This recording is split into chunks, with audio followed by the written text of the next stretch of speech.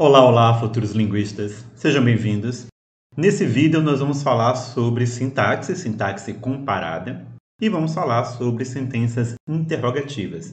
Nós já temos um vídeo aqui nesse canal, na playlist de sintaxe das línguas, sobre tipos de sentenças interrogativas, em que nós falamos sobre vários tipos de perguntas. Por exemplo, nós falamos sobre o que é uma pergunta polar, o que é uma pergunta QU, o que é uma pergunta alternativa, o que é uma pergunta echo e o que é uma tag question, com exemplos de cada um desses tipos. Mas nós não podemos aprofundar nos detalhes sobre cada um desses tipos de sentenças interrogativas. E no vídeo de hoje nós vamos fazer um aprofundamento nesse primeiro tipo citado, que são as perguntas polares ou interrogativas polares, ou perguntas do tipo sim, não.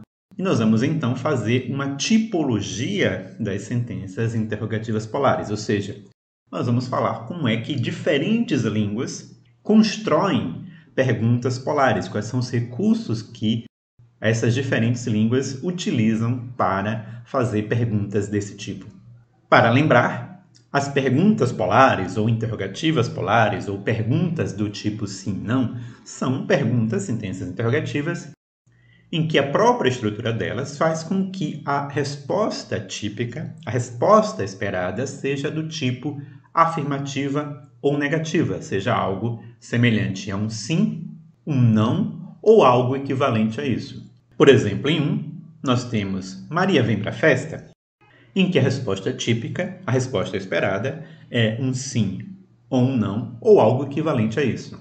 Em 2, está chovendo, em que a resposta típica, a resposta esperada, é um sim ou um não ou algo equivalente a isso. Então vamos falar dos vários recursos que nós encontramos nas línguas para realizar sentenças polares, sentenças interrogativas polares. O primeiro recurso é um recurso que não é sintático, é a simples entonação, é a prosódia da sentença. Esse é o recurso que nós utilizamos no português brasileiro. Então, em português brasileiro, ao invés de realizar uma mudança sintática na sentença, nós fazemos apenas uma mudança prosódica. Por exemplo, em 3, nós podemos fazer uma sentença declarativa, como Maria veio para a festa, e para transformar essa sentença declarativa em uma pergunta, nós não fazemos nenhuma alteração na pergunta, na sentença, na estrutura, apenas uma mudança na entonação. Ao invés de Maria veio para a festa, nós fazemos Maria veio para a festa. E essa mudança da entonação faz com que a sentença seja interrogativa polar. Da mesma maneira, em 5, está chovendo muito seria a versão declarativa, e para fazer a pergunta polar equivalente, nós apenas mudamos a entonação para está chovendo muito. E isso é suficiente para construir uma sentença interrogativa em português brasileiro e em algumas outras línguas também. Uma segunda forma de fazer sentenças interrogativas polares nas línguas é através da inversão entre a posição do sujeito e do verbo. Por exemplo, em inglês, para fazer uma sentença declarativa, como set, nós temos o verbo flexionado logo depois do sujeito. You can help me seria literalmente você pode ajudar-me, em que o can aí aparece depois do sujeito. Para transformar essa sentença declarativa em uma pergunta polar, nós fazemos a inversão entre esse verbo can e o sujeito, e nós temos então a sentença can you help me? Literalmente, pode você ajudar-me? E essa mudança na ordem, junto com a entonação, faz com que a sentença agora seja interrogativa. Mas nesse caso, como existe um recurso sintático para isso, até a própria entonação não precisa ser tão saliente assim. Mas nesses casos, em 7 e 8, nós temos uma mudança da ordem entre o sujeito e o verbo auxiliar. Mas e se nós tivermos uma sentença que não tem um verbo auxiliar? Como em Mary loves John, literalmente, Mary ama John. Nesse caso, nós não temos um verbo auxiliar, nós temos apenas o verbo principal, loves, e o esperado seria, então, que esse verbo loves se movesse para antes do sujeito. Só que, em inglês, esse movimento do verbo não pode acontecer com o verbo principal, apenas com verbos auxiliares. Então, o que acontece em inglês é que nós temos o acréscimo do verbo auxiliar no início da sentença antes do sujeito. A versão interrogativa polar de 9 é, então, Does Mary love John? E aí a flexão aparece apenas o verbo auxiliar. Mas, então, isso não é exatamente um caso de inversão verbo-sujeito? É sim. É como se nós tivéssemos a interrogativa polar construída a partir da versão enfática da sentença declarativa. Então, em 9 linhas, nós poderíamos ter Mary does love John, em que nós temos o acréscimo desse auxiliar, e essa sentença tem uma interpretação de ênfase. E aí, a partir disso aí, nós temos o movimento desse auxiliar para o início da sentença, para antes do sujeito. Então, em inglês existe essa característica de que a inversão entre verbo e sujeito para realizar uma pergunta polar é apenas com verbos auxiliares. O verbo principal não pode sofrer essa inversão. Isso é diferente, por exemplo, de outras línguas como o alemão. Em alemão, não importa o status do verbo, se ele é principal ou auxiliar. Se ele for o primeiro verbo, se ele for o verbo flexionado da sentença, ele vai ser movido para antes do sujeito para fazer uma sentença interrogativa polar. Então, em 11, em alemão, nós temos algo que deve ser pronunciado mais ou menos como kann ich helfen.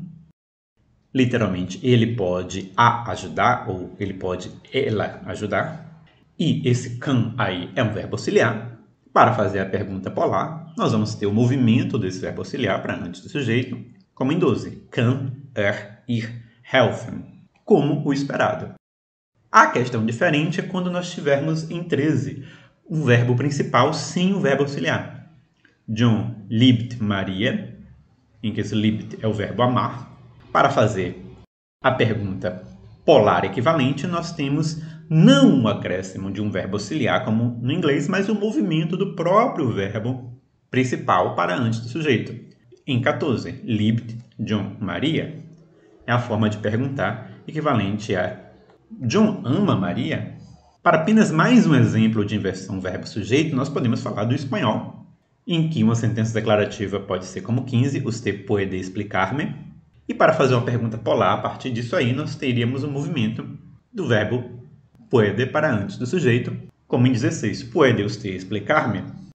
Só que eu gostaria de fazer a observação de que, como o espanhol é uma língua de sujeito nulo, essa inversão entre o verbo e o sujeito pode ser não percebida, porque a omissão do sujeito faz com que você não saiba em que posição o verbo está em relação a ele. Então, nós podemos perder essa referência do sujeito para verificar a inversão por causa de ser uma língua de sujeito nulo.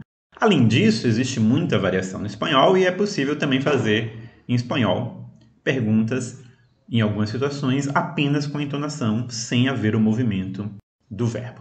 Para uma terceira forma de fazer sentenças interrogativas polares, nós temos o acréscimo de partículas interrogativas. Então, não é um verbo, não é um elemento verbal que é acrescentado ou é mudado de posição na sentença. É simplesmente uma partícula que tem como significado apenas codificar a informação de que aquela sentença é uma interrogativa.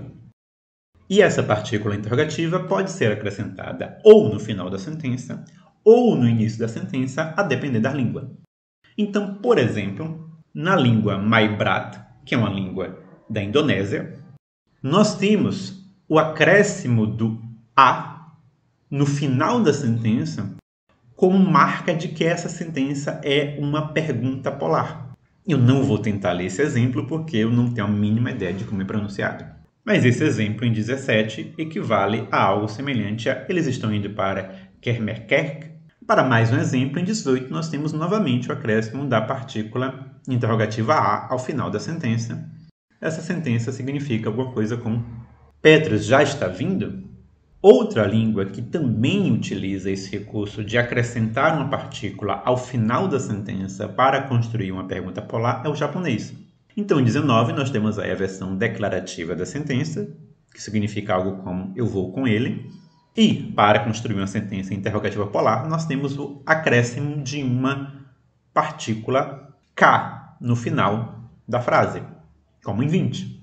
Mas, como eu disse, há línguas que utilizam uma partícula interrogativa no final, mas há línguas que utilizam a partícula interrogativa no início da sentença. Então, por exemplo, em polonês, nós temos em 21 a sentença na sua versão declarativa, que significa você está indo para a escola. Nós podemos transformar isso em polonês em uma pergunta utilizando apenas a entonação, como em 22, em que não há nenhuma alteração sintática, mas também podemos acrescentar essa partícula se no início da sentença, e isso faz com que a sentença seja interrogativa polar. Uma quarta maneira de construir uma sentença interrogativa polar nas línguas é através do uso de clíticos interrogativos. Em primeiro lugar, o que é um clítico? Interrogativo ou não interrogativo? Clítico é uma palavra que tem pouca autonomia fonológica, é uma forma fonologicamente dependente. Isso faz com que essa palavra acabe se prendendo a outra palavra para ser pronunciada. O clítico não se comporta como um afixo, ele não é um prefixo ou um sufixo da palavra, ele tem alguma autonomia, mas ele sempre precisa se apoiar em outra para ser pronunciado, ele nunca é pronunciado separadamente. Então, em português brasileiro, por exemplo, os pronomes átonos, do tipo mi, ti, li, nus, são clíticos nesse sentido, eles precisam sempre se apoiar a um verbo. Às vezes eles se apoiam no verbo principal, às vezes no auxiliar, às vezes eles se apoiam antes do verbo, às vezes depois do verbo. Eles não são como a desinência verbal, mas eles se apoiam fonologicamente em outro item para ser pronunciados. Então, é como se o clítico interrogativo fosse uma partícula interrogativa, mas que perdeu a autonomia fonológica.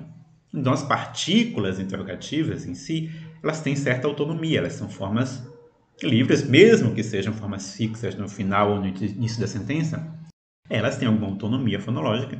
Então, o clítico é como se essa partícula interrogativa tivesse se enfraquecido fonologicamente e agora fosse obrigado a se prender a uma palavra. Então, nessa língua Fien, que é uma língua da Nigéria, nós temos no final da sentença essa partícula A, às vezes pronunciada como Ya, que se prende na última palavra. Nesse caso aí, em 24, nós temos esse A preso no substantivo que representa o objeto direto do verbo.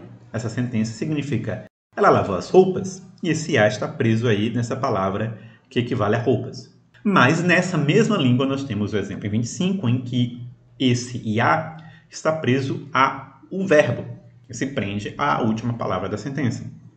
Essa sentença equivale a alguma coisa do tipo eles vêm. Por fim, a última estratégia que nós vamos ver aqui é quando existe uma morfologia verbal que tem o valor interrogativo. Ou seja, ao invés de ser uma partícula separada ou de ser um clítico, nós temos um elemento que se comporta como um prefixo, um sufixo, uma desinência do próprio verbo. Assim como em português nós temos cantamos, em que o mos é uma desinência do verbo, nós podemos ter um elemento se comportando como uma desinência do verbo, mas essa desinência significa que aquele verbo está marcando a sentença inteira como interrogativa. Então, nessa língua túnica, que é uma língua da América do Norte, uma língua indígena da América do Norte, da região do Mississippi, nós temos então preso ao verbo, necessariamente ao verbo, esse elemento que é uma desinência, é um morfema verbal. Então, essa sentença equivale a você quer correr? Como a pergunta é sobre o querer, essa partícula, esse morfema, está preso nesse verbo querer para marcar a sentença como interrogativa. Então, esses são os principais recursos que as línguas têm para construir sentenças interrogativas polares. Pode haver variações desses recursos, pode haver línguas que apresentam mais de um recurso, às vezes utilizam um, às vezes utilizam outro, às vezes podem até combinar mais de um desses recursos. Nesse vídeo eu também queria fazer um breve comentário sobre como seria a representação sintática dessas estruturas para quem viu um pouco sobre estrutura X-barra, teoria X-barra, mas o vídeo já está longo, então talvez eu faça um outro vídeo sobre qual é a estrutura sintática de acordo com a teoria X-barra desses vários tipos de sentenças interrogativas. Nós ficamos por aqui, até a próxima e Deus abençoe vocês.